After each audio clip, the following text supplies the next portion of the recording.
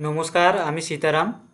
আজকের 4/3/2024 মার্চের 3 তারিখ হয়ে গেল এবং এই মার্চের 3 তারিখে আমরা দেখছি নিফটি ক্লোজ করেছে অলমোস্ট আপনার 22,405 পয়েন্টে, এবং যে সেটা হচ্ছে 27 পয়েন্ট উপরে গিয়ে ক্লোজ করেছে। কিন্তু আজকে নতুন হাই, আবার নিফটি নতুন হাই লাগিয়ে এলো।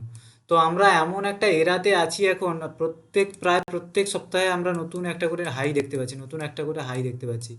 তো এইগুলো খুবই, মানে আমি বলবো খুবই মানে দুষ্কর জিনিস যেগুলো আমরা দেখছি।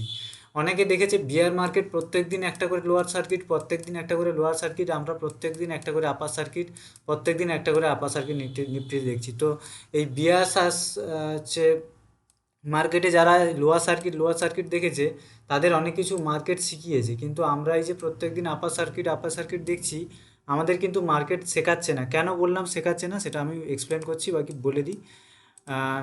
ব্যাঙ্ক নিফটি ক্লোজ করেছে 47,456-তে, এবং এটি 158 পয়েন্ট উপরে গিয়ে ক্লোজ করেছে।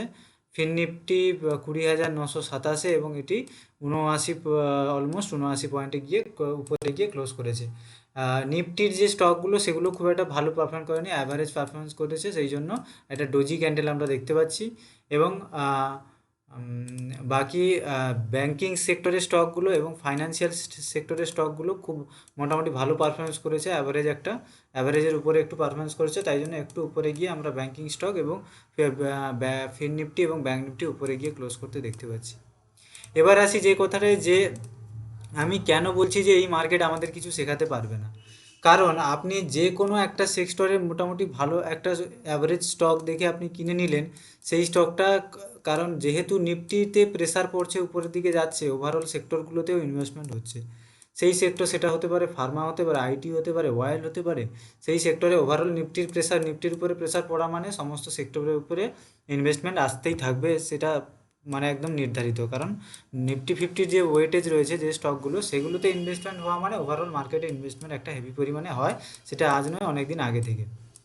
তো এবারে যে কোনো একটা ভালো কোম্পানি আপনি স্টক দেখে কিনে নিলেন মোটামুটি, এবং সেটা আজ না হলে কাল, না হলে 2 সপ্তাহ পরে আপনাকে কিন্তু আপার সার্কিট দিয়েই দিচ্ছে, মানে আপার সার্কিট নয়, আপনাকে একটা প্রফিটের মুখ আপনাকে দেখিয়েই দিচ্ছে। সুতরাং আপনি ভাবছেন কি শেয়ার মার্কেটটা অ্যাজ ইজি অ্যাজ দ্যাট, কিন্তু এটা না। যেদিন এই বুল মার্কেটটা যেদিন শেষ হয়ে যাবে, যেদিন হচ্ছে এইরকম লোয়ার সার্কিট, মার্কেটে একটা ডাউন ট্রেন্ড আসবেই আসবে, এনি হাউ মার্কেটের ট্রেন্ড চেঞ্জ হতেই হবে।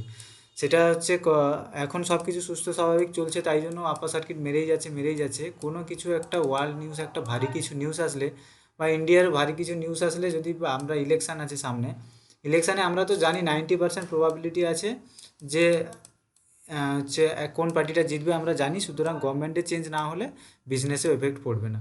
কিন্তু যদি বাই এনি চান্স, আমরা তো কোনো কিছু ধরে বসে থাকতে পারি না, কত কিছু হয়ে যাচ্ছে, by any chance government change হয়ে যায়, তাহলে আপনি বুঝতে পারছেন কি এবার মার্কেটের উপরে কেমন প্রভাব পড়বে। সুতরাং সেই জিনিসগুলোই আপনাকে শেখাবে। আপনি কোনো একটা স্টক নিয়ে নিলেন, প্রফিট দিয়ে দিল, আপনি ছেড়ে দিলেন, 5% দিয়ে দিল, আপনি ছেড়ে দিলেন।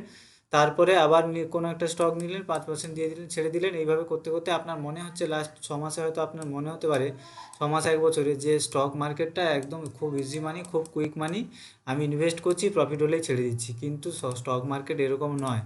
আপনি যদি বুল মার্কেট যখন শুরু হবে, তখন ওই টাকাগুলো আপনি হয়তো যেটা 1 বছর ধরে কামিয়েছিলেন, আপনি হয়তো 2 মাসে সেটা খুইয়ে দিতে পারেন। সুতরাং এখানে আপনাকে সাবধানে কাজ করতে হবে, স্ট্রিক্ট স্টপ লস মেনটেন করতে হবে, আপনাকে টেকনিক্যাল জানতেই হবে। এবারে আপনার যদি লং টার্ম ভিউ থাকে, 10 বছরের ভিউ থাকে, 5 বছরের ভিউ থাকে, সেক্ষেত্রে একটা ইনভেস্টমেন্ট করে যান, সেক্ষেত্রে টেকনিক্যাল আপনাকে জানতেই হবে না।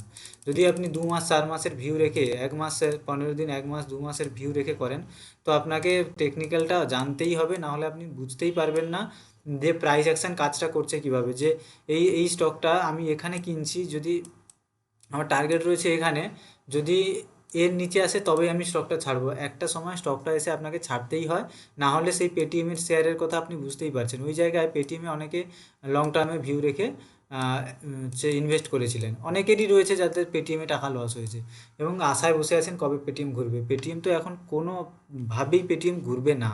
তো এবার যদি আপনি টেকনিক্যালটা জানতেন যে এই জায়গায় সে বায়ারের প্রেশার অনেক রয়েছে, এই জায়গার নিচে যদি চলে আসছে স্টকটা, তাহলে আমি স্টকটা ছেড়ে দেবো, কারণ এই জায়গায় কারণ এর নিচে চলে আসলে বায়ারদের স্টপ লস হিট হয়ে যাবে, তাহলে স্টকটা অনেক নিচে নেমে যেতে পারে, আমার টাকাটা অনেক নষ্ট হয়ে যেতে পারে, সেই টাকাটা আমি অন্য স্টকে লাগিয়ে সেটা আমি রিকভার করতে পারবো।